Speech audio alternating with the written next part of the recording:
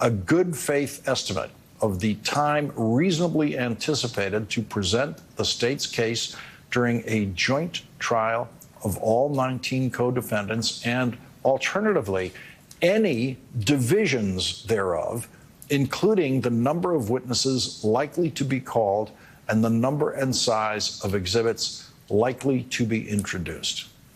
Leading off our discussion tonight is Andrew Weissmann, former FBI general counsel and former chief of the criminal division in the Eastern District of New York. He's a professor of practice at NYU Law School and the host of the Prosecuting Donald Trump podcast. Also with us, Neal Katyal, former acting U.S. Solicitor General and a professor at Georgetown Law. He is the host of the podcast Courtside with Neal Katyal. They're both MSNBC legal analysts. And Neal, we will discuss Burning Man in the next segment. We won't have Andrew suffer that because I know how jealous he is about not having been able to be there himself. So Andrew's already said he's coming next year. That's right.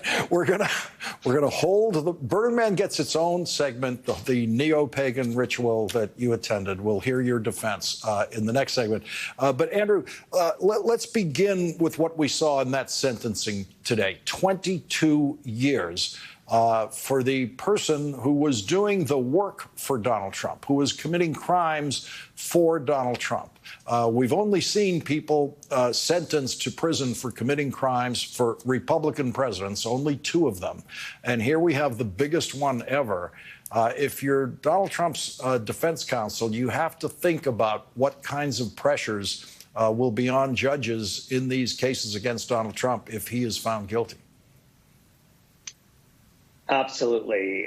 This is obviously an incredibly long sentence, but it is for the leader of the Oath Keepers.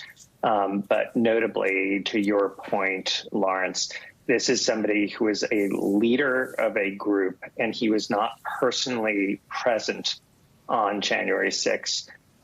Now, imagine now having a conversation with your client, Donald Trump, about somebody who is the leader of that leader for whom all of this was taking place, who was also not personally present at the Capitol, although he wanted to be at the Capitol. And I think that the pressure that the judges will feel who have seen so many people go to jail rightly for their participation on January 6th, the idea that Donald Trump wouldn't do at least as much time as the leaders of the Oath Keepers and the Proud Boys, to me seems unimaginable, because that's what the rule of law would require.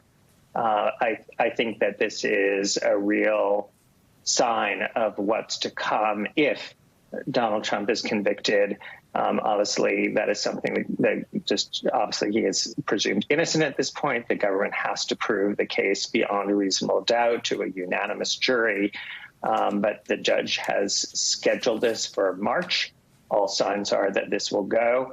And in terms of those people who think that it is unlikely that Judge Chutkan would sentence Donald Trump to jail, I think this is a real sign that that is not the case. I find it very unlikely that Judge Chutkan will not view this as that it is required by the rule of law that somebody in Donald Trump's position, regardless of political party, regardless of politics, would need to be sentenced to at least as much time. Neal, we have Donald Trump facing a very similar prosecution to what Tarrio faced in the same courthouse with a different judge.